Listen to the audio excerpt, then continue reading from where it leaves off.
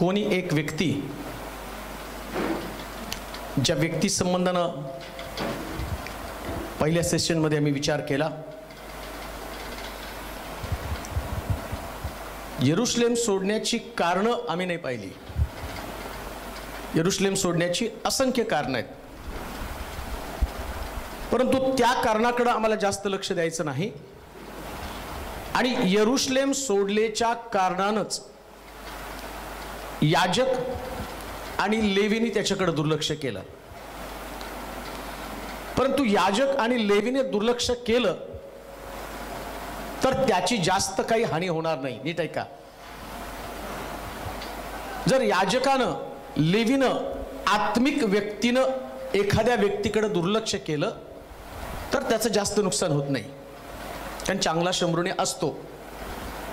पण देवानं जर दुर्लक्ष केलं तर अनुवाद 28 मध्ये आम्ही पाहिलं, एवढ्या सगळ्या परिणामाला त्याला तोंड द्यावं लागतं.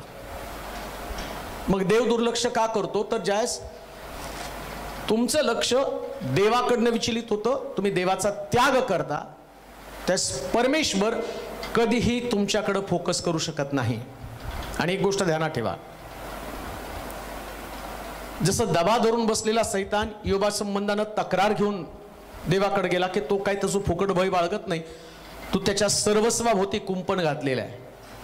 आणि बायबल काय सांगतं, जो कुंपण तोडतो त्याला सर्प डसतो. आम्हीच कुंपण तोडतो. कसं कुंपण तोडतो? देवाकडे दुर्लक्ष करून. म्हणून सगळीकडे दुर्लक्ष करा, परिवाराकडे करा, स्वतःकडे पण दुर्लक्ष करा, पण देवाकडे कधी कधी दुर्लक्ष करू नका. ते तुमच्यासाठी फार धोक्याचा इशारा आहे. मला त्याच्यामध्ये जास्त खोलामध्ये जायचं नाही, परंतु ज्या जखमा या व्यक्तीला मिळाल्या त्या जखमा पण आम्ही अभ्यासल्या. एवढ्या सगळ्या जखमा, कुटुंबामध्ये जखमा, व्यापारामध्ये, व्यवसायामध्ये, लेकरांच्या बाबतीत, शेतीबाडीमध्ये जर तुम्ही बघितलं तर सगळीकडे तुमचं नुकसान आहे. आणि नुकसान झालेल्या लोकांसाठी एका चांगल्या शंभरुण्याची गरज आहे. आणि चांगला शंभरुणी कोण बनतो? जो याजकाकडे बघत नाही, जो लेवीकडे बघत नाही, तर त्याचं लक्ष या पीडित किंवा दुर्लक्षित व्यक्तीकडं त्याचं लक्ष जातं. एका आत्मिक व्यक्तीचं लक्षण काय माहिती का? एखादा मनुष्य खरा आत्मिक आहे, धार्मिक नाही म्हणत बरं का मी, कारण धार्मिक व्यक्ती जर ओळखायचा तर तुम्हाला ते एकदम सोपं आहे. तो बायबल वाचन करतो, तो प्रार्थना करतो, तो चर्चला जातो. आणि स्वतः प्रभू येशू ख्रिस्त काय म्हणतो? मला प्रभूजी प्रभूजी म्हणणाऱ्या प्रत्येकाचा प्रवेश स्वर्गराज्यात होणारच नाही. आणि त्याच्यामध्ये पुढे जाऊन तो म्हणतो, मी तुझ्या नावाने भूत काढली, संदेश दिला, रोगी बरे केले, तरी पण मी तुला ओळखत नाही. मग हा जो धार्मिक व्यक्ती आहे, त्या क्वालिटीज कदाचित आमच्यामध्ये असेल. मी फार मोठा चांगला वक्ता आहे, पण मी आत्मिक आहे हे फक्त देव ठरवणार आहे. तो पाहतो बरं का. आम्ही काय ठरवतो? भूत काढली, संदेश दिला, रोगी बरे केले, प्रभूजी प्रभूजी म्हटलो, प्रार्थना केली. तो म्हणतो मी तुला ओळखतच नाही. मग चांगला शंभरुणी जो आहे ना, तो सगळ्यांपेक्षा वेगळा आहे. आणि सगळ्यांपेक्षा वेगळा का माहिती का? या धार्मिक व्यक्तीनं या धिक्कारलेल्या, टाकलेल्या व्यक्तीकडे लक्ष दिलं नाही, ते तशीच पुढे निघून गेले. त्याच्या पुढच्या भागामध्ये आपण जाऊया. लुकाचं शुभवर्तमान 10 अध्याय 30 पासून. येशूने उत्तर दिले, एक मनुष्य यरुशलेमहून खाली यरीहोस जात असताना लुटारूंच्या हाती सापडला. त्यांनी त्याचे कपडे काढून घेऊन त्याला मारही दिला, मार पण दिला, आणि त्याला अर्धमेला टाकून ते निघून गेले. मग एक याजक सहज त्या वाटेनं खाली जात होता. तो त्याला पाहून दुसऱ्या बाजूने चालता झाला. तसाच एक लेवीही त्या ठिकाणी आला आणि त्याला पाहून दुसऱ्या बाजूने चालता झाला. मग एक शंभरुणी त्या वाटेने चालला असता तो होता तेथे आला आणि त्याला पाहून त्यास त्याचा कळवळा आला. त्याने जवळ जाऊन त्याच्या जखमास तेल व द्राक्षरस लावून त्या बांधल्या आणि त्याला आपल्या जनावरावर बसवून उतारशाळेत शाळेमध्ये आणलं व त्याची काळजी घेतली. दुसऱ्या दिवशी त्याने 2 रुपये काढून उतारशाळेच्या रक्षकाला देऊन म्हटलं याची काळजी घ्या आणि यापेक्षा जे काही अधिक खर्चाल ते मी परत आल्यावर तुम्हाला देईन. पहिल्या भागामध्ये आम्ही अभ्यासलं की एका मनुष्याचं होणारं आतोनात नुकसान, हा एक मनुष्य. पण दुसऱ्या भागामध्ये ज्यावेळेस आम्ही येतो, एक वचनामध्ये तिसऱ्या आम्ही पाहतो की 30 वचनामध्ये बघितलं की एवढं या 30 वचनामध्ये एक व्यक्ती आहे आणि 31 पासून 37 पर्यंत जर तुम्ही बघितलं तर जवळजवळ त्या ठिकाणामध्ये 3 मोठे कॅरेक्टर आहेत. आणि चौथं जे व्यक्तिमत्व आहे, हे चौथं व्यक्तिमत्व अदृश्य आहे, पण हे अदृश्य व्यक्तिमत्व या ठिकाणात पवित्र शास्त्रामध्ये त्याची नोंद करण्याचं काम करत आहे, ते नोंद ठेवत आहे. आणि तीच गोष्ट आम्हाला ध्यानात घ्यायची. हे 3 जे कॅरेक्टर आहेत याच्यामध्ये चांगला शमरोनी आहे, 2 एक लेवी आणि याजक, आणि तिसरा व्यक्ती जो आहे आणि तो व्यक्ती म्हणजे तो जखमी झालेला व्यक्ती. आणि अदृश्य कॅरेक्टर ज्याच्या संबंधानं येशू शिष्यांना शिक्षण देताना म्हणतो की या तिघांना मी तुम्हाला दाखवतो, तर याच्यातला चांगला शेजारी कोण. म्हणजे जे तुम्ही करताना याच्याकडं त्याची नोंद ही पवित्र शास्त्रामध्ये, तुमचं कॅरेक्टर त्याची नोंद जो लिहिणारा, पुस्तक लिहिणारा देव आहे आणि तो देव तुमच्या कॅरेक्टरची नोंद करत आहे. किती समजते तुम्हाला माहित नाही, पण मला ही गोष्ट तुम्हाला सांगायची की देवाचं तुमच्या वर्तनावर किती बारीक लक्ष आहे. याजक लेवीच्या वर्तनावर जेवढं बारीक लक्ष आहे, शमरोन जो मनुष्य ज्यानं यरुशलेम सोडलं त्याच्याकडे पण त्याचं लक्ष आहे, आणि जो चांगला शमरोनी तो काय करतो याच्याकडे पण त्याचं लक्ष आहे. पण तुमचं कॅरेक्टर असं कॅरेक्टर बनायला पाहिजे की ते कॅरेक्टर शिष्यांना प्रभावित त्यानं केलं पाहिजे. नीट आहे का? आता मुख्य मुद्द्याकडे मी येतो. तुम्हाला चर्चमध्ये येणारे सगळे येशूचे शिष्य आहेत. त्यांनी बाप्तिस्मा घेतला, ते शुभवर्तमान सांगत असेल, पण तुम्ही प्रोफेशनल लोक आहात, सेवा करणारे लोक आहात, पण तुमची सेवा एवढी प्रभावित असली पाहिजे ना, त्या कॅरेक्टरवर तुमच्या कॅरेक्टरचा प्रभाव पडला पाहिजे. शिष्यांवरती प्रभाव पडला कुणाचा? चांगल्या शमरोण्याचा. मग चांगल्या शमरोण्याने केलं काय? असं लिहिलंय, जखमी अवस्थेमध्ये त्यांनी त्याला पाहिलं आणि तो त्याच्या जवळ गेला. लक्षात घ्या, तुमचं जे प्रोफेशन इतकं भारी प्रोफेशन आहे ना, ज्या क्षेत्रात तुम्ही काम करता, कोणाला सुद्धा त्या पेशंटच्या जवळ जाण्याची परवानगी नसते. आयसीयू मध्ये सुद्धा नाही का, तुम्ही मात्र 24 तास जवळ असता तिथं. आणि देवानं तुम्हाला जाणून बुजून त्याच्या जवळ ठेवलं. अंतिम क्षणामध्ये तुमचं कॅरेक्टर त्याने त्याच्यावरती प्रभाव टाकला पाहिजे. लक्षात घ्या, तुमचा प्रभाव त्याच्यावरती पडावा. मी मेडिसिन विषयी बोलत नाही, तुम्ही करता त्या जॉब विषयी मी बोलत नाही. मी तुम्हाला आत्मिक व्यक्तीविषयी सांगत आहे की तुम्ही एक स्पिरिच्युअल व्यक्ती आहात. आणि कसला स्पिरिच्युअल व्यक्ती ते तुम्हाला सांगितलं मी. पवित्र आत्म्याचा प्रभाव तुमच्या जीवनावरती आहे. पवित्र आत्मा तुमच्यामध्ये आहे. पुन्हा मी तुम्हाला सांगतो, मेडिसिन जे आहे ते शरीराला क्युअर करतं, पण सगळं नाही घालवत बरं का. ते त्याचे साईड इफेक्ट आहेत, काहीतरी त्याचे दुष्परिणाम होणार आहेत. जे दुष्परिणाम आम्ही पाहिले इथं नाही का, डोकं दुखतं, ताप आला, हे सगळं बायबलमध्ये आम्ही अभ्यासलं. हे दुष्परिणाम जे बॉडीवरती आमच्या होतात. त्याच्यानंतर बॉडीचे दुष्परिणाम काय? तो म्हटला वेडा झाला, तो पण दुष्परिणाम. साईड गेली, आंधळा झाला, ते पण दुष्परिणाम आहेत.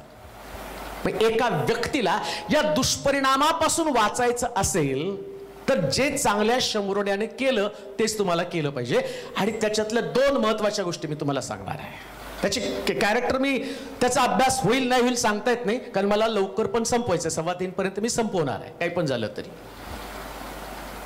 पण त्यानं जी गोष्ट केलेली आहे, ज्या गोष्टीचा प्रभाव माझ्यावरती जास्त पडला बरं का, तुमच्यावर किती प्रभाव पडतो त्याच्याशी मला काही घेणं देणं नाही, पण ते जे चांगला शमरोणी यानं केलेल्या 2 गोष्टी. पुन्हा मी तुम्हाला सांगतो, तो चांगला शमरोणी तुम्ही नर्स आहात बर का, कारण त्याने जखमाला काय केलं? पट्ट्या बांधल्या. काय काय वाचावर ते? त्याने जवळ जाऊन त्याच्या जखमास तेल व द्राक्षरस लावून त्या बांधल्या. म्हणजे तुम्ही पट्ट्या त्याला लावल्या. म्हणजे हे चांगला शमरोणी कोण आहे?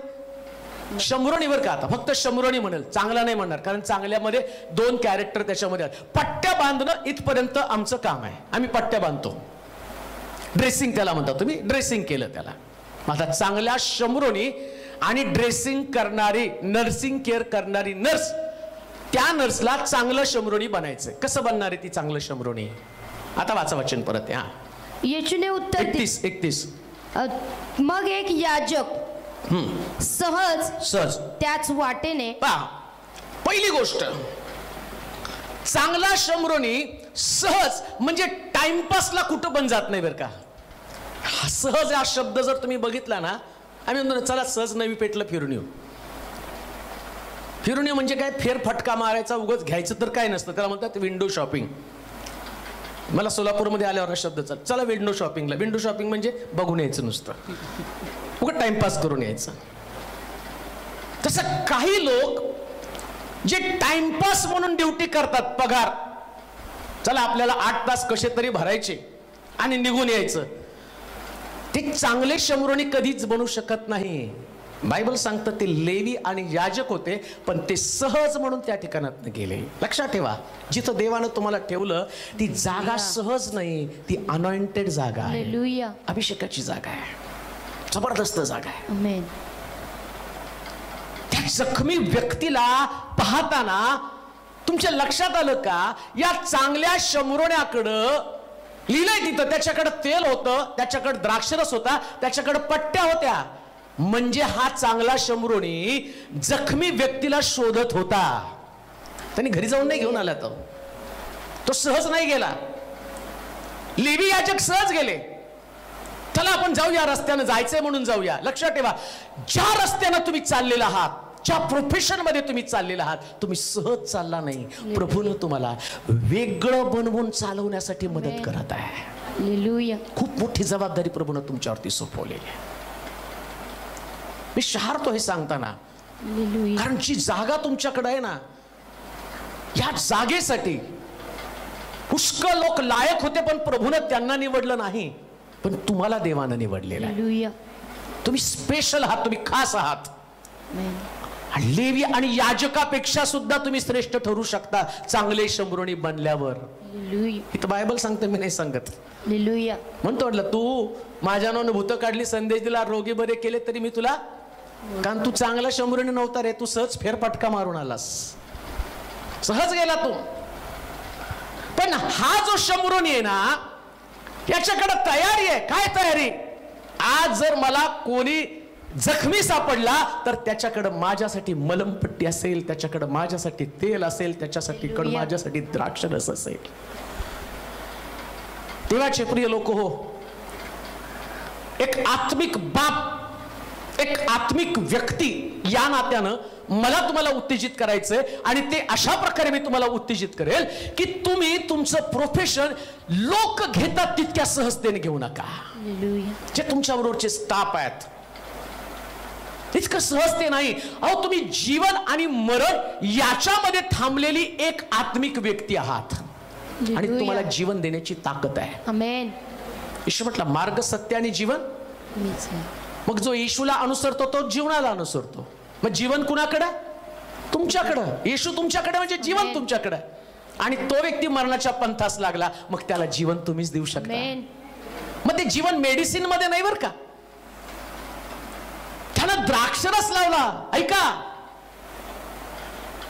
2 टोल्या ज्या पवित्र शास्त्रामध्ये सांगितल्यात, तो म्हटला या 2 रुपये मी तुला देतो, आणि या 2 रुपयाचा उल्लेख पण तिथंच करून ठेवलाय. बरं, पुष्कळ लोकांनी ते बघितलं, पण ते 2 रुपये कोणते आहेत? बरेच लोक काढतात मग नवा करार, जुना करार. ठीक आहे, ते नवा करार, जुना करार पण आहे, पण ते 2 टोल्या तिथंच आहेत. काय 2 टोल्या? वाचा बरं. त्याने जवळ जाऊन त्याच्या जखमास तेल व द्राक्षरस लावून. हे 2 रुपये कोणते आहेत माहिती का? एक तेल आहे आणि दुसरा द्राक्षरस आहे, हेच ते 2 रुपयात. मग या द्राक्षरसामध्ये असं काय आहे जे तुम्ही तुमच्या क्षेत्रात काम करताना चांगला शंभरोणी बनवून हा द्राक्षरस त्याच्या जखमा, आतापर्यंत तर मी वाचलं नाही कोण द्राक्षरस जखमाला लावतंय म्हणून, कुठंच नाही बरं का. पोटाच्या विकारासाठी थोडासा द्राक्षरस घे, ते पोटाच्या विकाराला, जखमाला कोणी वापरलाय, पण त्याला त्या जखमाविषयी बोलायचंच नाही ना. मी ज्या तुम्हाला जखमा सांगितल्या, माणसामध्ये हे व्याधी हे विकार येण्याचं कारण काय, त्यांनी देवाची संगती सोडली, ही सगळ्यात मोठी जखम आहे. आणि देवाची संगती सोडली म्हणजे देवाच्या वचनापासून त्यांना फारकत घातली. पहा, जुना करार नवा करार, पण मी तुम्हाला द्राक्षरस आणि तेल याच्याविषयी सांगणार आहे. तेलानं तर खपली धरती, हा काय पण झालं की आम्ही तेल लावतोच, ते खरं खपली धरण्यासाठी ते उपचार आहे. म्हणून मी तुम्हाला म्हटलं याच्यात 2 रुपये कोणते आहेत. एक तुमचा उपचार, ज्याला तेल म्हटलंय, मेडिसिन म्हटलेले, तुम्ही जे ते मेडिसिन जे तुम्ही करत आहात, तुम्ही तुमच्या प्रोफेशन मध्ये आहात, जे सरकारने तुम्हाला अधिकार दिलेला तेलाचा. पण हे द्राक्षरस काय आहे, कशाला जखमेला द्राक्षरस लावायचा आहे, तेल पण लावायचं, एक तर तेल लावा नाही तर द्राक्षरस तर लावा, पण इथं दोन्ही पण लावलेलं आहे. म्हणून तर मी तुम्हाला सांगतो, ज्या जागेवरती तुम्ही आहात ती जागाच स्पेशल जागा आहे. ती जागा या लेवीला मिळाली नाही, याजकाला पण मिळाली नाही, पण तुमच्या नर्सेसला ती जागा मिळालेली आहे. लेवीकडे नव्हतं तेल पण द्राक्षरस, लेवीकडे फक्त असतो द्राक्षरस. अब्राम ज्यास लूट करून आला, मल्कीसदक याजक त्याला भेटायला आला, मल्कीसदक याजकानं अब्रामाला द्राक्षरस आणि भाकर दिली असं लिहिलंय. याजकाकडे काय असतो, द्राक्षरस, त्याच्याकडे तेल नसतं. असतं तेल पण अभिषेकाचं तेल असतं, ते अभिषेकाचं तेल आहे, त्याचा याला उपयोग नाही. अभिषेकाचं तेल ज्याला अभिषेक करायचं त्यालाच लावावं लागतं, बाकीच्यांना नाही लावावं लागत. मग हे जे तेल आहे ना, हे जखमी लोकांना लावावं लागतं. हे मेडिसिन आहे, हे उपचार आहे, हे औषध आहे. जे तुम्ही उपचार औषध करत आहात ना, हे ते तेल आहे. पण तुमच्या तेलामध्ये अजून एकाची गरज आहे, तो द्राक्षरस. तो द्राक्षरस, आणि तो द्राक्षरस पण आम्हाला समजावून घेणं फार गरजेचं आहे. पहिली टोली 2 टोल्या किंवा 2 रुपये, वाचा बरं ते वचन काय 2 रुपये म्हटलं. त्याने जवळ जाऊन त्याच्या जखमास तेल व द्राक्षरस लावून, तेल व द्राक्षरस लावून त्या बांधल्या आणि त्याला आपल्या जनावरावर बसवून, जनावर बसून उतार शाळेत आणले व त्याची काळजी घेतली. दुसऱ्या दिवशी त्याने 2 रुपये काढून उतार शाळेच्या रक्षकाला देऊन म्हटले. आता रक्षकाला 2 रुपये दिले आणि इकडं या व्यक्तीसाठी तो प्रतिकात्मक बोलत आहे. यानं जे 2 रुपये दिले ना, तो म्हणतो तसं या असणाऱ्या चांगल्या शंभरुण्याकडे 2 रुपये असले पाहिजे. म्हणजे काय, तुमच्याकडे द्राक्षरस पण असला पाहिजे, तेल पण असलं पाहिजे. आता काय होतं माहिती का, या प्रोफेशन मध्ये जे काम आम्ही करतो, आमची जबाबदारी मेडिसिन पुरतं. आम्ही म्हणतो आमच्याकडे चार्ट तयार असतो, नाही तुम्ही म्हणतो ओव्हर द्यायची, तुमच्याकडे कॉमन शब्द नाही का, ओव्हर द्यायची. ओव्हर चेंज झाली, मग ओव्हर चेंज, आता मलाही माहित नव्हतं, पण ते बघून लक्षात आलं, कारण आमच्या घरात काही एवढं त्याचा संबंध आला नाही. पण मी विचार करायचं, ओव्हर देतात म्हणजे नेमकं काय करायचं. नेमकं व्हिजिटिंगला त्या रोग्याला भेटायला गेल्यावर प्रार्थना करताना ते सगळे चार्ट तयार ह्याचं, आज टेम्परेचर अमकं होतं, BP एवढं होतं, शुगर एवढं होतं, सगळं लिहिलेलं आहे चार्ट. मग तिथं आल्यावर मेडिसिन कुठली दिली, किती वाजता दिली, इंजेक्शन किती वाजता दिलं, त्याचं नाव काय, हा सगळा चार्ट करून त्याच्याकडे देतात. तुमचं काम संपलं. मग काय होतं माहिती का, समजा त्या पेशंटला काहीतरी रिॲक्शन झाली, मग नेमकं ओव्हर कोणाकडे होती, कोणी कोणाला दिली, कोण ड्युटीवर होतं, तिथून सुरू. मग त्याला फाईन, याला फाईन, त्याला दंड, याला दंड. आता हा तुमचा एक भाग सांगितला. चांगल्या शंभरोण्याविषयी मी सांगत आहे. आता चांगला शंभरोणी हा जो त्याचा चार्ट आहे, ही जी त्याची ओव्हर आहे, ही जी त्याची ड्युटी आहे, काय ड्युटी त्याची, तेल लावणं आणि पट्ट्या बांधणं, ही त्याची ड्युटी तो परफेक्ट करतो बरं का, चांगला शंभरोणी, सामान्य व्यक्ती. पण चांगल्या शंभरोण्याची क्वालिटी काय, तो हे तर करतोच. 100% मला आता ब्रदर जे आज बोलले, सगळ्यात टफ ड्युटी जी असती, हेवी ड्युटी जी असती, जास्त वर्दळ असणारी ड्युटी, पेशंट जास्त मारतात, जास्त सिरियस होतात, तिथं ख्रिश्चन कोंबून टाकतात का, कारण त्यांना माहिती आहे हे सहन करणारे लोक आहेत. त्यांना नाताला ड्युटी द्या, नवीन वर्षाला काही बंड करणार नाही का. बिचारे त्यांना माहिती आहे की प्रभूनं सांगितले ते आम्हाला करायचंय आणि बिचारे करत राहतात. पण तिथपर्यंत मर्यादित राहू नका. त्याच्या पलीकडं चांगला शंभरुणी म्हणायचंय. मग या चांगल्या शंभरुण्यामध्ये एक गोष्ट प्रकर्षानं जाणवली पाहिजे. ऍज अ ख्रिश्चन, एक स्पिरिच्युअल व्यक्ती म्हणून मी तुम्हाला सांगत आहे. हा तुम्ही नुसत्या नर्स असताना तर तुमच्याकडे मी बायबल काढून कधीच आलोही नसतो, मी तुमच्याशी संभाषण पण केलं नसतं. बायबलच्या बाहेरचं मी तुम्हाला सांगितलं असतं तुमच्या प्रोफेशनला शोभेल असं वर्तन तुम्ही कसं करावं. पण ज्या जागेवरती मी आता उभा आहे, जिथून मी तुम्हाला एक आव्हान करते, चॅलेंज करत आहे, ती जागा तुमच्यामध्ये आणि देवामध्ये मी आहे. त्यात मला तुम्हाला बोध करायचा आहे. तो बोध करत असताना तो बोध साधा सुद्धा बोध नाही. का साधा सुद्धा बोध नाही? कारण बायबल सांगतं येशू दुसऱ्या तिसऱ्या कोणाला नाही, आपल्या शिष्यांना शिकवण देत आहे. धार्मिक लोकांना शिकवण देत आहे. आणि त्या धार्मिक लोकांना शिक्षण देताना त्यानं सगळ्याची चिरफाड केलेली आहे. आजपर्यंत तो लेवीच्या विरोधात, याजकाच्या विरोधामध्ये बोललेलं देवाला कधीच पसंत पडलं नाही. मिरियम मोशेच्या विरोधामध्ये बोलली, पांढरी कोडाने भरली असं लिहिलंय बायबलमध्ये. अरुणाला पण त्यांनी शासन केलं, दंड दिलं. म्हणजे याजकाच्या विरोधामध्ये, लेवीच्या विरोधामध्ये देवाला बोललेलं कधीच पसंत पडलं नाही. पण आता मात्र येशू ख्रिस्त ज्या जग आणि ज्याच्या संबंधी म्हटलं की यरुशलेम सोडणारा एक व्यक्ती आणि जो कष्टी व्यक्ती आहे त्याच्यामध्ये उभा राहिल्यावर त्यानं याजकाच्या वर्मावर, लेवीच्या वर्मावर पण बोट ठेवलं. परंतु ह्यांना पण बाजूला काढा. तुम्ही एका बाजूला, हा व्यक्ती एका बाजूला, आणि दुसरीकडं माझं आणि तुमचं संभाषण. आणि तो म्हणतो प्रभाव माझ्यावरती जास्त कोणी टाकला. नीट ऐका, कोणावरती प्रभाव? येशूवरती. हालेलुया. कोणावरती प्रभाव? येशूवरती. येशू प्रभावित झाला. कोणामुळं? चांगल्या शंभरुण्यामुळं. म्हणजे आता तुम्ही देवावरती प्रभाव टाकणाऱ्या कॅरेक्टर मध्ये घुसलेला आहात. म्हणजे घुसायचंय. घुसला का नाही मला माहित नाही, पण घुसायचंय. कसं घुसणार आहात तर ते तुम्हाला समजून घ्यायचं.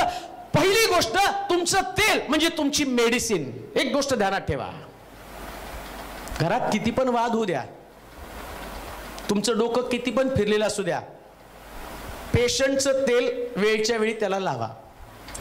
त्याच्यात कुठंही काही गडबड होऊ देऊ नका. त्याचं इंजेक्शन जेवढ्या प्रमाणात तेवढ्याच प्रमाणात, मेडिसिन जेवढ्या प्रमाणात तेवढ्याच प्रमाणात. का? कारण हा चांगल्या शंभरुण्याचं ते कॅरेक्टर आहे. आणि म्हणतो नाही, चुकीचं इंजेक्शन दिलं नाही, घरात जरा गडबड झाली, तुम्ही चांगली शंभरुणी नाही. तुम्ही अजिबात चांगली शंभरुणी नाही. चांगल्या शंभरुण्यानं बरोबर त्याच्या जखमेला तेल लावलं, जेवढं लागायला पाहिजे, खपली धरेल असं तेल. ती तुमची जबाबदारी, ती तुमची रिस्पॉन्सिबिलिटी आहे. जे काही मेडिकल न तुम्हाला सुचवलं ती ट्रीटमेंट प्रॉपरली तुम्हाला देता आली पाहिजे. आणि त्याच्या पलीकडे जाऊन मी तुम्हाला सांगतो, ज्या वेळेला याजक आणि लेवी गेले त्यावेळेस तो पेशंट किंवा तो रोगी किंवा तो जखमी व्यक्ती ज्या वेळेला त्या जखमी अवस्थेमध्ये पडलेला होता, ती वेळ त्यांनी टळू दिली नाही. चांगल्या शंभरुण्याने तो सिरियस होऊ दिला नाही.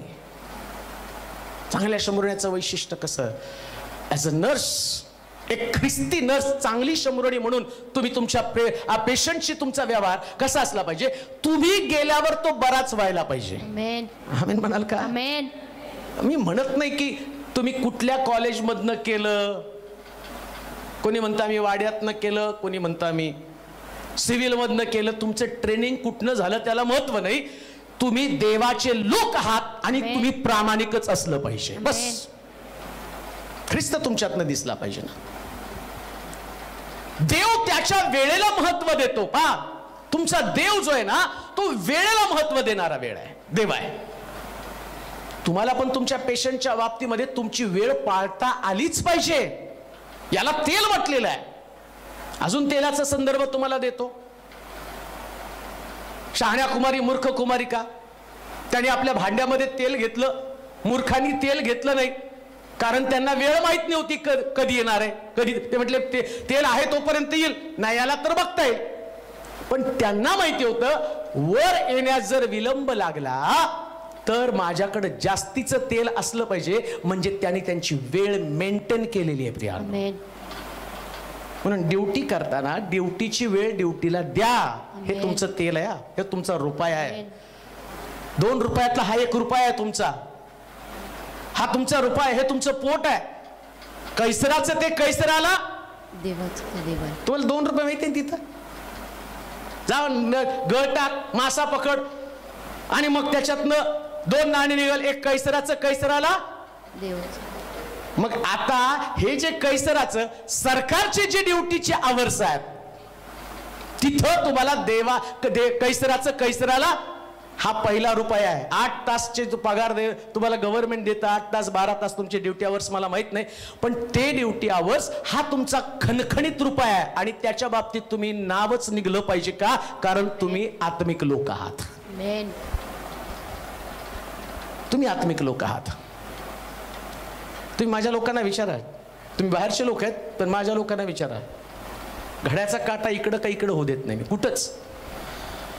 कोणी उपकार स्तुतीची प्रार्थना ठेवली ना, ते आले नाही तरी मी चालू करतो. तुम्ही बसा घरात, तुम्ही मला प्रार्थना करायला सांगितलं मी करून जातो निघून, भिंतीला सांगेल पण जाईल मी निघून. कारण मला माहिती माझा देव जो आहे ना, तो बरोबर खणखणीत रुपया घेणारा देव आहे. पहिला रुपया तो आहे. कोणता? जे त्याचं तेल हा त्याचा पहिला रुपया, आणि दुसरा रुपया जो आहे त्यानं त्याला द्राक्षरस त्याच्या जखमेवरती लावला. तेल असताना द्राक्षरसाची गरज नाही, पण हे आत्मिक जीवन मी तुम्हाला सांगितलं. कैसराचं कैसराला, आता देवाचं दुसरा रुपया देवाचा आहे. त्या माशाच्या पोटातनं काढलेला दुसरा रुपया आहे. इथं पण यानं 2 रुपये दिलेले आहेत. येशू ख्रिस्त सुद्धा त्या चर्च मध्ये गेला, त्यानं पाहिलं लोक थैल्यानं दान टाकत आहे, पण विधवा मात्र तिने 2 टोल्या टाकल्या. तिथं पण तो 2 टोल्या, इथं 2 रुपये. मग काय ते आमचा काय आकडा आहे का? तो जसं प्रत्येक धर्माला कुठला तरी आकडा असतो, तसं काय आमचा 2 हा आकडा आहे का? प्रत्येक गोष्टीत देवाला आम्हाला काहीतरी शिकवायचं असतं. तसं या चांगल्या शमुरण्यामध्ये प्रभू आम्हाला काहीतरी शिकवत आहे. पहिला रुपया कोणता? त्यानं सांगितलं कैसराचं कैसराला, म्हणजे तुमचे ड्युटी आवर्स. ते ड्युटी आवर्स तुम्हाला त्या वेळेत काम करावं लागेल, तुमच्या पेशंटची देखभाल करावी लागेल, त्याच्या जखमा तुम्हाला त्याला पट्टी मारावी लागेल, आणि ते तुमचं कर्तव्यच आहे. त्याच्यासाठीच तुम्हाला ते पैसे मिळत आहेत. आता दुसरं जे त्याला म्हटले, त्यांनी द्राक्षरस लावला. लुकाचं शुभवर्तमान त्याचं 10वा अध्याय आणि त्याचं 34 वचन वाचा. लुकाचं शुभवर्तमान 10वा अध्याय 34 वचन. त्याने जवळ जाऊन त्याच्या जखमास तेल व द्राक्षरस लावून. लूक 10:34 वाचलं. त्याने जवळ जाऊन त्याच्या जखमास तेल व द्राक्षरस लावून त्या बांधल्या आणि त्याला आपल्या जनावरावर बसवून. बस. आता मत्तयाचं शुभवर्तमान 26 अध्याय 28 वचन वाचा. मत्तय 26:28. हे जे द्राक्षरस त्याच्या संबंधाने मी तुम्हाला सांगते, पहिला रुपया त्याच्यामध्ये तुम्ही पाहिलं की तुमच्या पेशंटची काळजी घेणारं तेल, जे मेडिसिन आहे, त्या मेडिसिनच्या बाबतीत तुम्ही विश्वासू असलं पाहिजे. आता मत्तयाचं शुभवर्तमान 26 अध्याय 28 वचन. हे माझे नव्या कराराचे रक्त आहे. नव्या कराराचे रक्त आहे. हे पापांची क्षमा होण्यासाठी. आता परत अनुवाद 28 तुम्हाला सांगितलं, आठवतं का? सगळ्या गोष्टी त्याचं मूळ काय? परमेश्वराचा त्याग. परमेश्वराचा त्याग म्हणजेच पाप. बरोबर आहे की नाही? पाप म्हणजे काय? देवाच्या इच्छेच्या विरोधामध्ये वागणं. आता आम्ही प्रामाणिक पापी आहे, भोळे पापी. आम्ही प्रार्थना करताना काय म्हणतो माहिती का? कळत न कळत घडलं देवा, रात्री झोपताना आता सगळ्या पापांची क्षमा कर. हिशोब कळतो पण पाप कळत नाही. आणि बायबलमध्ये स्पष्ट सांगितलं, कोणी आपल्या भावास अरे मूर्खा म्हटलं तरी न्याय सभेस तो काय होईल? शिक्षेस पात्र असणार आहे. वरिष्ठ सभेस, हायकोर्ट, सुप्रीम कोर्ट. म्हणजे मूर्खा म्हटलं तर सुप्रीम कोर्ट. दिवसभर तर आमच्या तोंडात वाईट शब्दाशिवाय बोलणंच नसतं ना. सैतान लबाडाने लबाडाचा बाप आहे. आमच्याकडे तर लबाड्या भरपूर आहेत. तरी आमची प्रार्थना काय? न कळत घडलेल्या पापांची क्षमा कर. पाप केलं, अनुवाद 28 मध्ये ते सांगतो, ह्या जखमा मी तुम्हाला देईल. आता आत्मिक मनुष्य, मी तुम्हाला चांगल्या शंभरुण्याविषयी सांगत आहे. मी तुम्हाला सुरुवातीला सांग, मेडिसिन तात्पुरतं, जे तेल आहे तात्पुरतं त्याच्या जखमेला बरं करेल, परत त्याला जखमा होणारच आहेत. पण 2 टोल्यामध्ये मी तुम्हाला सांगितलं की जसं नवा करार आणि जुना करार आहे, तसं जुन्या करारामध्ये सांगितलं हे सगळे दंड मी तुम्हाला देईल, जे अनुवादाच्या पुस्तकात मी तुम्हाला वाचून दाखवले, सगळे दंड, सगळं शासन. पण आता 2 रुपयामधले 1 रुपया जो ते तेल आहे, ते मेडिसिन आहे, आता 2रा रुपया येशू ख्रिस्त म्हटला, त्यानं काय केलं? भाकर घेतली, शिष्यांसमोर मोडली आणि त्यानं द्राक्षरस घेतला आणि ओतला आणि तो म्हटलं, घ्या, हे माझ्या नव्या कराराचे रक्त आहे, हे नव्या कराराचं रक्त आहे. आता ज्या वेळेस तुम्ही त्याला देवाची ओळख करून देता, चांगला शंभरुणी म्हणून, नाही का, त्याने त्याला उतार शाळेमध्ये घेऊन गेला, या तुमच्या पेशंटला, तुमच्या घरातल्या लोकांना, परिवारातल्या लोकांना, नातेवाईकाला, तुमच्या पतीला, तुमच्या पत्नीला, तुमच्या जवळच्या मित्र लोकांना तुम्ही ख्रिस्ताची ओळख करून देता, त्यावेळेस हे जे द्राक्षरस त्याच्या जखमेला लावला जातो ना, हा द्राक्षरस ख्रिस्ताबरोबर झालेला करार. कोणता करार? राहाब वेश्या म्हणती, माझा तुमचा देव निश्चितच यरीहोला तुमच्या हातामध्ये देणार आहे. पण एक गोष्ट मात्र निश्चित आहे, मी तुम्हाला वाचवलं, त्यास माझ्या घराची आठवण करा, माझं घर वाचावं, मी तुमचा संभाळ केला. ते म्हटले 100% तू आम्हाला वाचवल्या कारणानं तुझं घर वाचणार आहे. पण एक गोष्ट मात्र निश्चित आहे, जर तुझ्या घराच्या खिडकीला किरमिजी रंगाचा धागा बांधशील तर तुझं घर वाचणार आहे. राहाब वेश्येनं 2रा 3रा कोणता विचार केला नाही. तिचे सगळे नातेवाईक, मित्रगण, जवळचे शेजारी पाजारी सगळ्यांना घरामध्ये बोलवलं, किरमिजी रंगाचा धागा बांधला. तिकडे यांचा करार होता. कोणता करार? या 2 टोल्यामधली 1 टोली आणि त्या 2 रुपयामधला 1 रुपया, तो कराराचा रुपया. काय? माझं जीवन तुमच्या देवाच्या हाती आणि माझं जीवन येशूच्या रक्ताच्या स्वाधीन, माझं जीवन किरमिजी रंगाच्या धाग्याच्या स्वाधीन. आणि तिकडे करार काय? सगळं असणाऱ्या यरीहोमध्ये रक्ताचा पाठ वाहील, पण ज्या घरावरती कराराचं रक्त, ज्या खिडकीला आणि किरमिजी रंगाचा धागा, त्या खिडकीमध्ये तलवार प्रवेश करणार नाही, त्या खिडकीमध्ये आणि मरण प्रवेश करणार नाही, त्या खिडकीमध्ये मृत्यूचं तांडव नसणार आहे. हा करार लक्षात ठेवा. तुम्ही आत्मिक लोक या नात्यानं तुम्हाला ओळख करून द्यायची त्या रक्ताची, जो येशू शिष्यानं म्हणतो, हा माझ्या रक्तानं झालेला नवा करार आहे. हा माझ्या रक्तानं झालेला नवा करार आहे. ज्या करारामध्ये तुम्ही सहभागी झालेला आहात. ऐकलं? तुम्ही टेस्टमनी दिली, मगाशी त्या सिस्टर रडल्या, ही टेस्टमनी तुमची. आणि कशामुळे ही टेस्टमनी? त्यानं तुमच्याबरोबर केलेला करार. प्रभोजन घेताना तुम्ही त्या मेजामध्ये तुम्ही सहभागी होता, त्याच्यामध्ये नुसतं खालीमान घालून पांढरे कपडे घालून ते नसतं घ्यायचं, ते ॲग्रीमेंट असतं, करार असतं. म्हणून तुम्ही माझा एक युट्यूबला संदेश टाकला, प्रभुभोजन कसं घ्यावं, 100% ऐका. कसं घ्यावं? पुष्कळशे लोक, त्याने मला सांगितलं, जन्मापासून ख्रिस्ती होतो पण आता कळलं प्रभुभोजन असं घ्यायचं. नक्की ऐका, 100% ऐका. ऐकल्यावर तुमचे बऱ्याच प्रश्नाची उत्तर तुम्हाला मिळेल. कारण त्याच्यामध्ये असं लिहिलंय, मला ते वाचूनच दाखवा आपण, ते करंथीकराचं पत्र 11वा अध्याय आणि त्याची 23 पासून.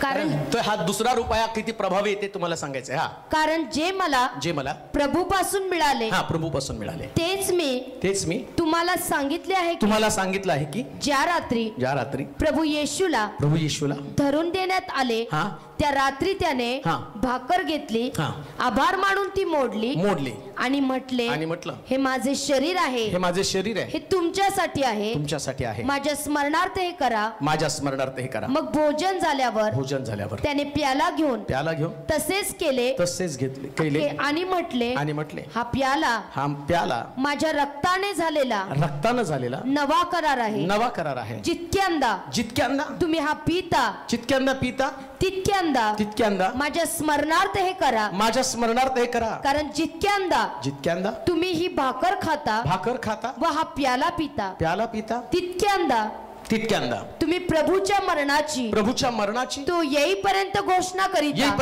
करता. म्हणून जो कोणी अयोग्य प्रकारे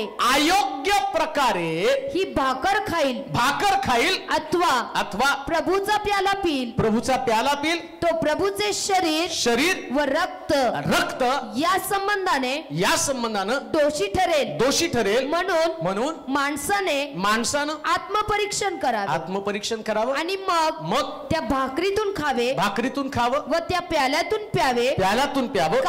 कारण त्या शरीराचं मर्म ओळखल्याशिवाय जो खातो व पितो तो खाण्याने व पिण्याने आपणावर दंड ओढावून घेतो. काय करतो? दंड ओढावून घेतो. पण चर्चेस मध्ये प्रभोजनालाच गर्दी असते. त्यांना वाटतं ते घ्यायला पाहिजे. इतर रविवारी गर्दी कमी असते, प्रभोजनाला पूर्ण भरलेलं असतं. कारण त्यांना वाटतं ते घेणं गरजेचं आहे. पण तो म्हणतो अरे तुम्ही दंड उडवून घ्याल, त्याचं मर्म तर जाणून घ्या ना. तो करार आहे रक्ताच्या द्वारे. आणि जो अयोग्य प्रकारे भाकर खातो प्याला पितो, काय त्याचं होतं? दंड उडवून घेतो. तुम्हामध्ये पुष्कळ जण दुर्बळ व आजारी आहेत. काय आजारी असण्याचं कारण काय? अयोग्य प्रकारे प्रभुभोजन. पण अयोग्य प्रकारे लोकांना प्रभुभोजन घेणं महत्वाचं वाटतं, पण ते करार हे कुठं त्यांच्या लक्षात आहे? करार कळतो का तुम्हाला? भाडेकरू आणि घर मालकामध्ये करार असतो, 11 महिन्याचा करार. त्या करारात काय सांगतात? तो म्हणतो 11 महिने तू घर सोडायचं नाही. घर मालक म्हणतो 11 महिने घर सोडायचं नाही, आणि भाडेकरू म्हणतो 11 महिने तुम्ही काढायचं नाही. दोघांना पण जबाबदारी आहे ना ती. घर मालकाला 11 महिन्याला काढता येत नाही आणि भाडेकरूला 11 महिन्याला सोडता येत नाही का? तिथं बाहेर नुसतं घर मालकच लिहितो मी तुम्हाला 11 महिने काढणार नाही. तसं प्रभुभोजन घेताना प्रोटेक्शनचा करार आहे. काय करार प्रोटेक्शनचा? तो चुकीचं घेतल्यामुळं तुम्ही आजारी आहात. म्हणजे तुम्ही घेता त्या प्रभूचं रक्त तुम्हाला निरोगी करत असतं. ते का लक्षात? करार आहे देवाचा, योग्य पद्धतीने घ्या. माझा करार काय? माझ्या रक्ताच्या द्वारे तुम्हाला सुरक्षा आहे. आम्ही गाणं पण गातो ना, का किती यीशु का लहू सारे पापों से शुद्ध करता हमें. मग त्या प्रोटेक्शन मध्ये तुमचं संरक्षण पक्का आहे. पण चुकीच्या पद्धतीने घेतल्यावर तो म्हटलं तुमच्यात किती आजारी, अजून काय हो? किती तुम्हामध्ये पुष्कळ जण दुर्बळ व आजारी आहे आणि बरेच निद्रेत आहे. बरेच जर तर मेलेत प्रभुभोजन घेऊन. चुकीच्या पद्धतीने प्रभुभोजन घेतलं का हो? हे द्राक्षरस जो लावला ना त्या चांगल्या शमरोण्याने, तो चांगला शमरोणी तुम्हाला जखमेवरती नर्स म्हणून तुम्हाला काही गोष्टी माहिती आहे. तुम्ही गेल्या ती जखम लगेच त्याला लावत नाही. सगळं काय करता हो? पहिले क्लीन करता का नाही? हा, नाहीतर त्याच्यावर काय होईल? बॅक्टेरिया बसतील. हा, माझं नर्सिंग नाही झालं पण मला कळतंय थोडंफार, आणि जखम जास्त वाढते. त्याला क्लिनिंग केलं पाहिजे. मग क्लिनिंग केल्यावर तुम्ही ड्रेसिंग करता, वारंवार उघडून बघता. जखम जास्त तर फाटली नाही ना, जास्त खराब तर झाली नाही ना. आणि जखम जर समजा ती आणि वाढायला लागली तर तुम्ही बाजूचं कापता ना, खराब झालेलं. असंच असतं ना तुमचं. आहे जरा थोडं ज्ञान मला पण मेडिकल मधलं. हे जास्त खराब होऊ नये म्हणून तुम्ही काय करता?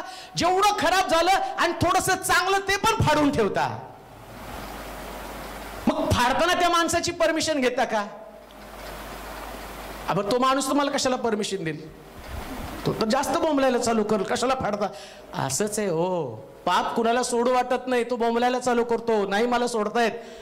पण तुम्ही चांगले शंभरून या ना, त्यानं त्या जखमेला स्वच्छ करून कापणं तर तुमचं काम आहे ना. पाप तर दाखवणं तुमचं काम आहे. चांगला शंभरूने काय करतो? जखमेला साफ करतो, त्या जखमेला या पाण्यानं किंवा जे काही तुम्ही त्याला नाव देता, स्पिरिट बिरिट आहे ना, काय तुम्ही स्पिरिटनी कशानं स्वच्छ करता, पण ते करता मात्र स्पिरिटच का पाण्यापेक्षा जास्त स्ट्रॉंग आहे. म्हणून लक्षात ठेवा. बरेच लोक म्हणतात तेलोरे पाळक साहेब लय कडक आहेत. स्पिरिट आहे, काय करू, जास्त साफ करावं लागतं. तुमच्या जखमाच एवढ्या घाण आहेत, त्यांना पुसून धुवून वाळवून चांगलं खरडून काढावं लागतं. म्हणून लक्षात ठेवा, हे स्पिरिट चरचरत आहे की नाही, पाण्याने चरचरत. स्पिरिट टाकलं की चरचर फडफड होतं. तसेच चांगला शमरोनी जो आहे ना, तो चरचर करणारा बोलतो, गोड बोलत नाही. चांगले शमरोनी बना, नेमकं दाखवा काय जखम आहे, चरचरलं पाहिजे. लोकांना पापच दिसलं नाही तर देवाचा करार कसा त्यांच्या बरोबर होणार आहे. येशूचं रक्त ज्या जखमेवरती हा द्राक्षरस लावला जाणार आहे ना, तर त्या जखमेला चरचर होईल याची त्या अडचणीमध्ये तुम्ही सापडू नका. अहो, ते मेडिकली चांगलं आहे. ऑपरेशन करताना त्या डॉक्टर, आम्ही म्हणतो काय कसाही सारखा डॉक्टर आहे, फरफर फाडतो, त्याला काही वाटत नाही. धरतो की चरकन इकडं फाडलं की फरकन इकडं लावलं, इकडून तिकडून टाके घातले, तिथं ती बाई पण सगळी हातार देत असते, हे घ्या ते घ्या ते घ्या, ते ओढतो हे ओढतो, शिवतो अगदी पिशवी शिवल्यासारखं. पण त्याला माहिती हे सगळं केल्यानं तो बरा होणार आहे. हे सगळं आवश्यक आहे. कशासाठी? त्यानं बरं होण्यासाठी. म्हणजे परत त्याचा संपर्क जगाशी यायला पाहिजे, त्याचा व्यवहार नॉर्मल व्हायला पाहिजे. लक्षात घ्या, पेशंटला बरं करणं म्हणजे त्याचा व्यवहार नॉर्मल व्हायला पाहिजे. त्यांनी कामाला गेलं पाहिजे, त्यांनी घरी गेलं पाहिजे, लोकांशी बोललं पाहिजे.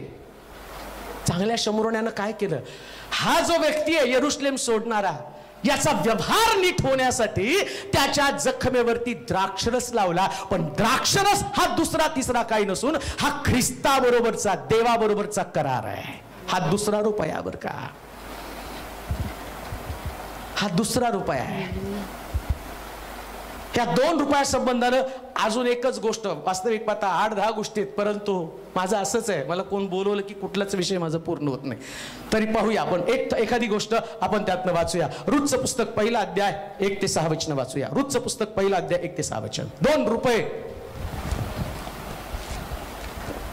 शास्त्यांच्या आमदानीत देशात दुष्काळ पडला. त्या समयी बेथलेहेम यहूदा येथील एक पुरुष आपली स्त्री व 2 पुत्र घेऊन मोवाब देशात काही दिवस राहावयास गेला. त्या पुरुषाचे नाव अलिमलेक, त्याच्या स्त्रीचे नाव नामी व त्याच्या 2 पुत्रांची नावे महलोन व खिल्लोन अशी होती. ही एफ्राती म्हणजे बेथलेहेम यहूदा येथील रहिवासी होती. ती मोवाब देशात जाऊन राहिली. पुढे नामीचा पती अलिमलेक हा वारला आणि नामी व तिचे 2 पुत्र मागे राहिले. त्या दोघांनी 2 मोवाबी स्त्रिया बायका केल्या. एकीचे नाव अर्पा व दुसरीचे नाव रूत. ती तेथे सुमारे 10 वर्ष राहिली. नंतर महलोन आणि खिल्लोन हे दोघे मरण पावले.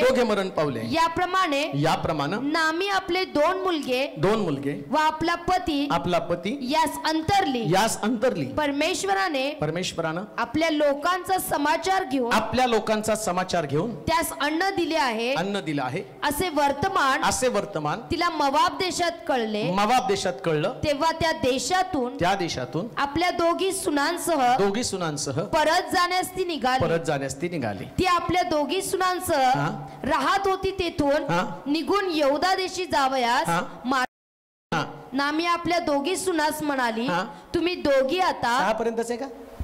6 पर्यंत बस.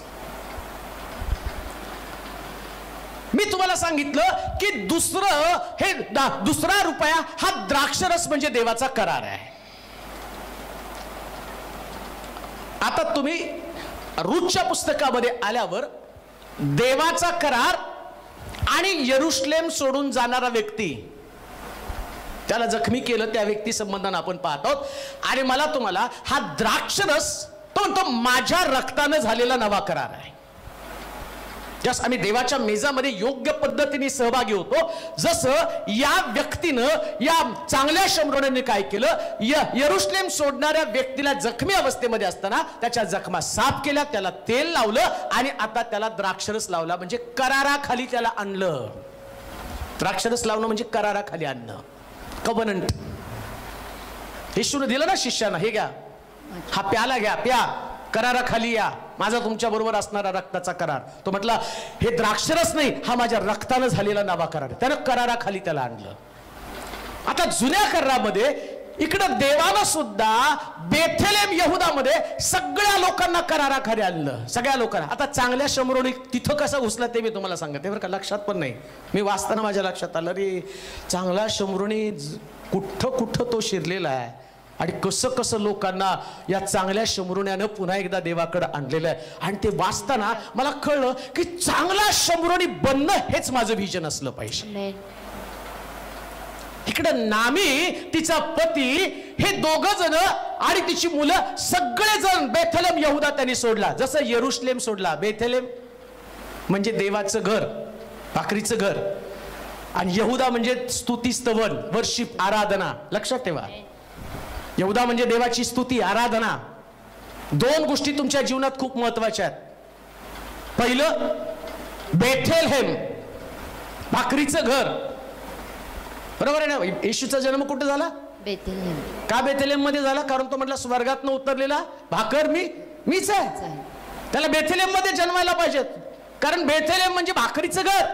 टोपलं व भाकरीनं टोपल्यातच पाहिजे, त्याचा जन्म बेथलेम मध्येच पाहिजे. तो बेथलेम मध्ये आला.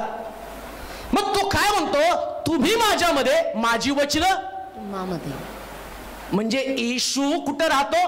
वचनामध्ये. लक्षात ठेवा, जर तुमच्यामध्ये देवाचं वचन असेल तर तुम्हाला प्रोटेक्शन आहे. आमेन. त्याला बसलेल्या माराच्या फटक्याने मला हे देवाचं वचन हे तुमच्यामध्ये कधी राहतं? तुम्हाला माहित असल्यावर ना. येशूच्या रूपानं ते वचन आमच्यामध्ये राहतं. नुसतंच वचन नाही, यहुदा पण आहे. दोन प्रांत आहेत, बेथलेम आणि यहुदा, दोन्ही प्रांत त्यांनी सोडले. यहुदा म्हणजे देवाची स्तुती, प्रेज अँड वर्शिप, जे तुम्ही करता ते आवश्यकच आहे. का आवश्यक आहे त्याचं कारण तुम्हाला सांगतो.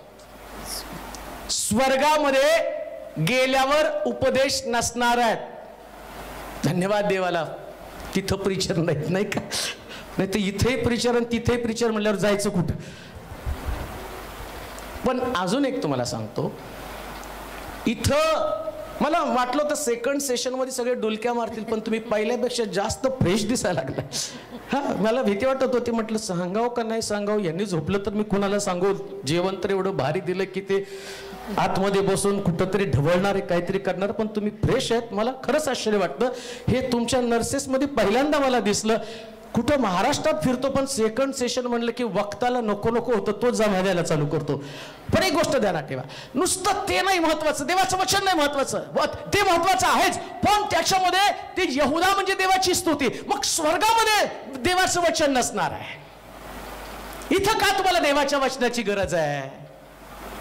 येशू म्हणतो मी वचन आहे, आणि तो आता इथं नाही, वचनाच्या रूपाने इथं हजर आहे. स्वर्गात गेल्यावर तोच हजर असणार आहे, मग दुसऱ्या वचनाची काय गरज आहे? आता वचनाच्या रूपाने तो आमच्यामध्ये हजर आहे. आता प्रत्यक्ष वचनच आमच्या समोर आहे. दुसऱ्या भाषेत अगदी सोपं तुम्हाला समजावून सांगतो. तुमच्या पतीने तुम्हाला प्रॉमिस केलं, दिवाळीमध्ये 1.5 लाखाचं गंठन तुला मी घेणार आहे, हे प्रॉमिस. दिवाळी आलं, गंठन तुमच्या गळ्यात पडल्यावर प्रॉमिसची काय गरज आहे? प्रॉमिस संपलं ना. ती वस्तू असेपर्यंत तुम्हाला प्रॉमिस आहे. आता वस्तूच तुमच्या गळ्यामध्ये, अभिवचन काय? मी जातो तुमच्यासाठी जागा तयार करतो आणि तुम्हाला घेऊन जातो. हे सगळ्यात मोठं अभिवचन आहे. हे सगळ्यात मोठं अभिवचन आहे. आता ते अभिवचन आम्ही स्वर्गात गेल्यावर अजून दुसरं कोणतं अभिवचन द्यायचं देवाने तुम्हाला? स्वर्गात काय, तिथं भूक नाही, तहान नाही, रोग नाही, आजार पण नाही. इथं आहे तर सगळंच आहे. मी नेहमी देवाला प्रश्न करायचो, देवा तिथं पृथ्वी तलावर शांतीने राहू दे ना, कशाला शुगर बीपी अमकं तमकं. अरे ठेवलं नाही तर निघणार नाही ते लोक. हे आजार पण ठेवल्यामुळे तर ते म्हणतात लवकर ने लवकर ने लवकर ने. यांना जर बरं ठेवलं तर म्हणणारच नाही. नातवंड त्याचं लग्न, परतोंड त्याचं लग्न, त्याचं पोरग, याचं पोरग, याचं पोरग. हे काय त्यांच्या रावट्या उचकटणार नाही, स्वर्गात निघणार नाही. म्हणून त्यानं स्वर्ग अशी सुंदर जागा ठेवली ना, तिथं मरण नाही, म्हातारपण नाही, काही नाही. सगळे यंग जवान स्वर्गामध्ये, सगळे फ्रेश. बर का, आता आपले केस पांढरेत, गालात. पूर्वी तेव्हा आम्ही तरुणपणाचे फोटो बघून काय सुंदर होते मी, काय सुंदर होतो मी. मीना कुमारी एकेका हिरोईनची ना, मी तशी दिसत होते. नूतन, तनुजा. आता बघावं कसं दिसते. स्वर्गात गेल्यावर तुम्हाला तुमचं सौंदर्य नाही, ख्रिस्ताचं सौंदर्य तुम्हाला प्राप्त होणार आहे. आणि त्याच्यामुळं तुमचं लक्ष कोणाकडे लागणार नाही. पण या पृथ्वी तलावर तुम्हाला दोन गोष्टीची आवश्यकता आहे. पहिलं काय? देवाचं वचन. ते स्वर्गात जाण्यासाठी, ते रिपेअर करण्यासाठी. देवाचं वचन तुमच्यामध्ये राहतं म्हणजे काय होतं माहिती का? देव स्वतः तुमच्यामध्ये राहतो. आता स्वर्गात गेल्यावर देवाचं वचन राहतं म्हणजे देव राहतो. स्वर्गात गेल्यावर देव आहेच, वचन नसणार आहे. पण स्वर्गामध्ये गेल्यावर देवाला आवडणाऱ्या गोष्टी तुम्हाला द्याव्या लागतात. मग शंभरुनी श्रीलेश म्हटलं नाही का, पिता त्याचे उपासक शोधत आहे. त्याचे उपासक, त्याची उपासना आत्म्याने आणि खरेपणानं करतील. येशू म्हटला पिता त्याचे उपासक शोधत आहे. प्रश्न पडतो आम्हाला, 2000 वर्ष बघा ना, सांगितलं आमच्या आजोबांनी, म्हटलं येतोय येतोय येतोय, अजून नाही आला. कधी येतोय काय माहिती. शेवटी या लोकांनी आशा पण सोडली, येईल का नाही. अहो तो काय येत नाही, अजून त्याच्या लोकांनी उपासना शिकली नाही, गाणे शिकले नाहीत, आराधना शिकले नाही. स्वर्गामध्ये 24 तास उपासना आहे. किती तास? 24 तास. इथं आम्हाला परवाच मला एका चर्चमध्ये बोलवलं, पाळक साहेब 20 ते 25 मिनिटं बोला. आमच्या मंडळीला तेवढंच लागतं. मग कशाला बोलवलं बाबा मला? 20-25 मिनिटात तुम्हाला ढेकर पण येत नाही वचनाची. आता एवढं होतं, 2:15 संपलं म्हटलं तरी 3:20 झाले. काय करू? असं 15-20 मिनिटात मी बोलून आणि सांगू तरी 15-20 मिनिटामध्ये देवाबद्दल काय. इतका आघात माझा देव आहे, त्याच्यामध्ये बोलताना शब्द सुद्धा कमी पडतात. इतकं अद्भुत अशा प्रकारचं त्याचं सौंदर्य आहे. मग स्वर्गामध्ये काय माहिती का, तिथं 24 तास देवाचं स्तुतिस्तवन आहे. प्रकट करण्याच्या पुस्तकामध्ये दिलेलं. 7वा शिक्का त्यानं फोडलं. त्या स्वर्गामध्ये फक्त अर्धा तास निवांत झालं. आणि ते स्तुतिस्तवन पण कसं आहे माहिती का, प्रचंड मेघगर्जनेचा नाद आणि ढगांचा गडगडाट असं स्तुतिस्तवन आहे. इथं ड्रम वाजला तर आमच्या छातीत धडधडतं. मी पहिल्यांदा सोलापूरमध्ये आल्यावर अशीच वर्शिप घेतलं. त्यांनी पाळक साहेब तुमच्या कोंगोचा आवाज जरा कमी करा, मला हार्टचा त्रास आहे. कशाला स्वर्गात येता, बसा ना हॉस्पिटलमध्ये. तिथं याच्यापेक्षा जास्त धडधड आहे. प्रचंड मेघ गर्जनेचा नाद म्हटलेला आहे. प्रकटीकरणाचं पुस्तक 19 अध्याय 7 वचन का 8 वचन, किती वचन आहे बघा बरं. तेव्हा जणू काय मोठ्या समुदायाची वाणी. कसल्या समुदायाची वाणी? मोठ्या समुदायाची. अजून अनेक जलप्रवाहांचा ध्वनी. अनेक जलप्रवाहांचा ध्वनी व प्रचंड मेघगर्जनांचा ध्वनी. आता बघा, तुमच्याकडं पावसाळ्यात जी मेघगर्जना होती ती एक होती, आणि बायबल सांगतं स्वर्गामध्ये अशा प्रचंड मेघगर्जना, मोठं गर्जनेचा नाद. काय म्हणेल तो? म्हणाला हालेलुया. काय म्हणालो? हालेलुया. इथं हालेलुयाची ॲलर्जी, मग तिथं कसं जाणार आहे? नामीनं ते सोडलं. आलं का लक्षात? 2 रुपये मी तुम्हाला सांगतो, नामीनं हा रुपयाच गागुल करून टाकला. नको म्हटली. कोणते 2 रुपये? एक बेथलहेम आणि दुसरा यहूदा. 2 रुपये सांगतोय तुम्हाला, 2 रुपये. एक बेथलहेम म्हणजे भाकरीचं देवाचं वचन, आणि दुसरा रुपया यहूदा. स्तुती आराधना. अहो चांगला शंभरोणी याकडे हे 2 रुपये असतात. मेन देवाचं वचन पण असतं प्रेज वर्शिप पण असते. आमेन. प्रेज वर्शिप पण ते असते. प्रेज वर्शिपची ताकद तुम्हाला काय माहिती का? मोशे ज्यावेळेस डोंगरावरती गेला, सेम सिच्युएशन होती, गर्जना तिथं चालू होती. देव बोलतो ना, तुमचा देव कधी शांतीने बोलत नाही बरं का. मला कुठंतरी दाखवा देव शांत आहे. तो बोलता असं लिहिलं, तो खडक फोडीत विदारित, देवाचा आवाज खडक फोडत फोडत तो आला. पण प्रॉब्लेम काय माहिती का? आपल्या लोकांना मंदिरात शांत आणि घरात गोंधळ. परमेश्वर या मंदिरात आहे सगळ्यांनी, आणि घाला एकमेकाच्या डोक्यामध्ये काहीतरी दगड. जिथं शांत राहायला पाहिजे तिथं शांत राहत नाही. यरुशलेमेत येशूचा प्रवेश झाला, त्यास लोक काय म्हटले? होसान्ना, प्रभूच्या नावाने येणारा राजा धन्यवादित असो. शास्त्री पुरुष आले, यांना गप्प करा. येशू म्हटला, हे गप्प बसले तर धोंडे ओरडतील. हे गप्प बसले तर धोंडे ओरडतील. संप्रदायाला चिटकून राहू नका, रुपयाला चिटकून राहा. 2 रुपये तुमच्याकडे असणं गरजेचं आहे. हे काय माझं तत्व नाही, आणि हे सांगतो म्हणून मला कोण पैसे देत नाहीत, लक्षात घ्या. आणि माझा काही तुमच्यावर ॲग्रीमेंट नव्हतं. तुम्ही मला 10,000 दिले तर मी तुमच्याकडे बोलायला येईल. मी बरेच लोक मला विचारतात, पाळक साहेब आमच्याकडे वचन सांगायला आता, अरे किती घेणार आहे? मी घेणार नाही बाबा, देणार आहे 2 चांगले. कारण तुमचं घेतलं की माझं तोंड बंद होणार आहे. त्यापेक्षा मी तुमचं घेतच नाही, मी माझं सांगतो ना, जे देवाच्या वचनामध्ये आहे ते, जे परफेक्ट आहे, ज्याच्यानं तुमचं जीवन बदललं जाईल. कोण मला बंदिस्त करू शकणार आहे? कारण हे वचन जीवन आहे, हे वचन सुधारणा करणार आहे. चांगल्या शमरण्याचं वैशिष्ट्य काय? ही बाई 2 रुपये तिने गमावले, बेथलेम यहूदा सोडलं, आणि तिने ऐका, तिची मुलं गेले, तिचा नवरा गेला. का गेला? कारण तिने ते 2 रुपये हरवले. तिच्याकडे ती रक्कम नव्हती. आणि तुम्हाला माहिती आहे का, लेवी आणि याजक तिला का सोडून त्या शमरोनातनं बाहेर पडलेल्या, यरुशलेमेतनं बाहेर पडलेल्या व्यक्तीला त्यांनी का सोडलं? कारण त्यांच्याकडे या 2 तोल्या नव्हत्याच. त्याच्याकडे नव्हत्या या 2 तोल्या.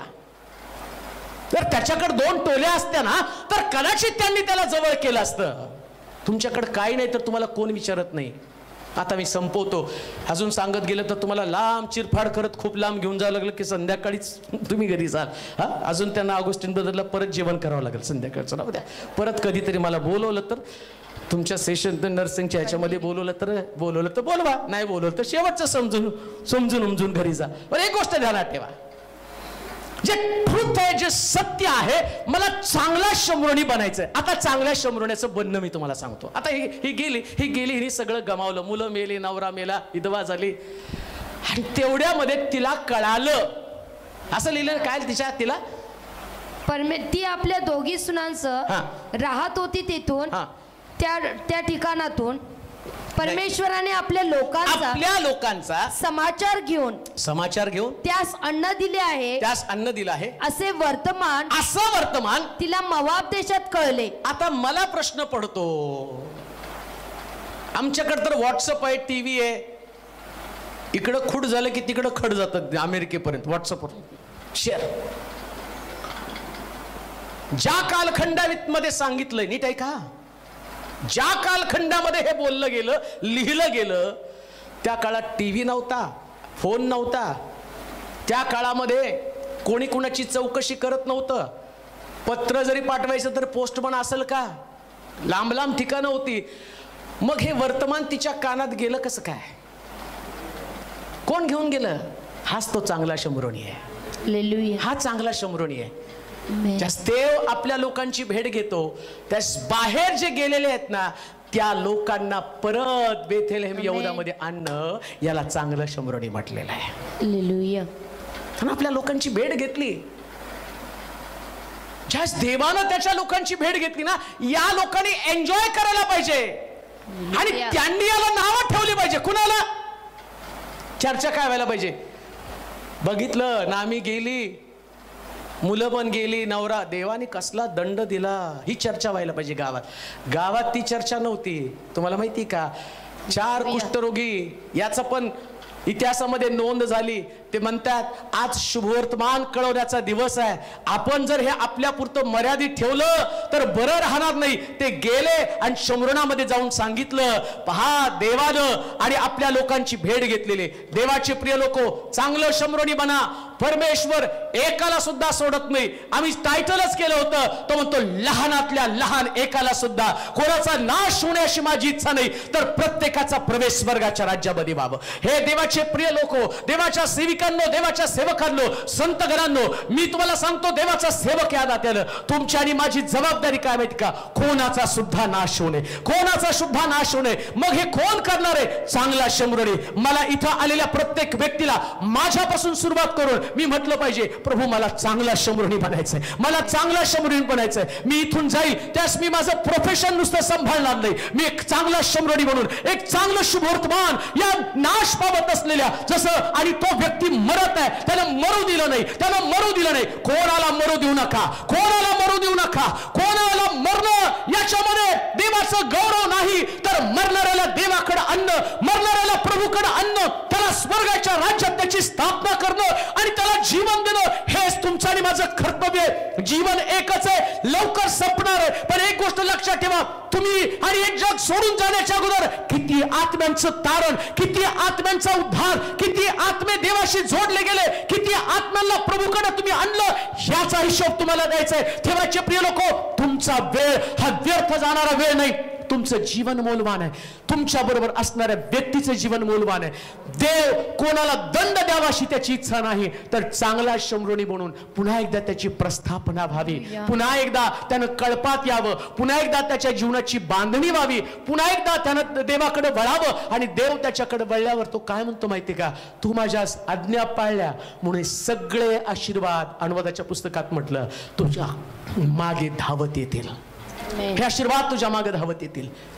मग तुम्हाला वाटत नाही का मला चांगला शमरोनी म्हणावं?